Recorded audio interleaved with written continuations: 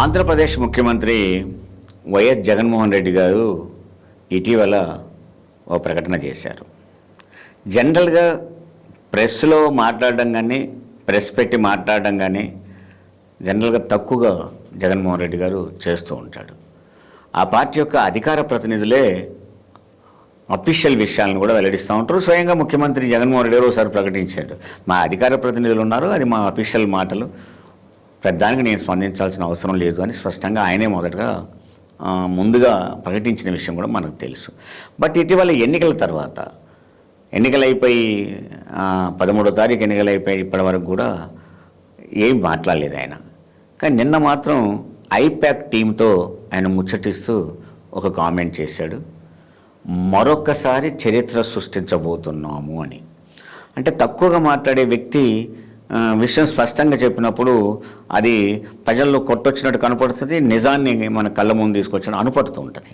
మరి మరో చరిత్ర సృష్టించబోతున్నాం అంటే దేనికి అంటే తిరిగి అధికారంలోకి రాబోతున్నాం.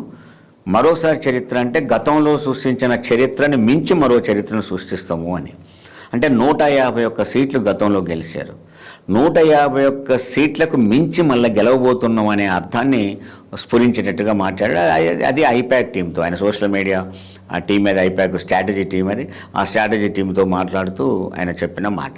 అంటే మరొకసారి చరిత్ర సృష్టించబోతున్నాను. జనరల్గా జగన్మోహన్ రెడ్డి గారే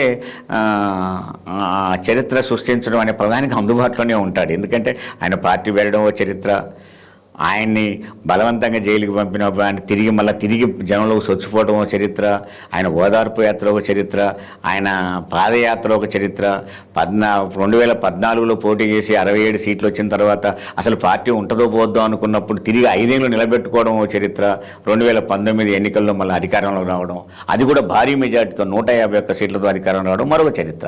మరి ఈ చరిత్రని మించి మరొక చరిత్ర సృష్టించబోతా అంటున్నాడు ఆయన. అంటే 151 మించి అని, జనరల్గా అంతకు మించి అన్నట్టుగా ఆయన మాటలు స్ఫురించాయి. మొదటి నుంచి కూడా ఆయన అంటున్నాడు వై నాట్ 175 అని. ఆ వై నాట్ 175 అనే దాన్ని ఇంకా ఆయన కాన్ఫిడెంట్గానే ఉన్నట్టుగా అనిపిస్తూ ఉన్నది. ఆయన మాటలు వైఎస్ఆర్సీపీ క్యాడర్లో ఉత్సాహాన్ని తీసుకొస్తూ ఉన్నాయి.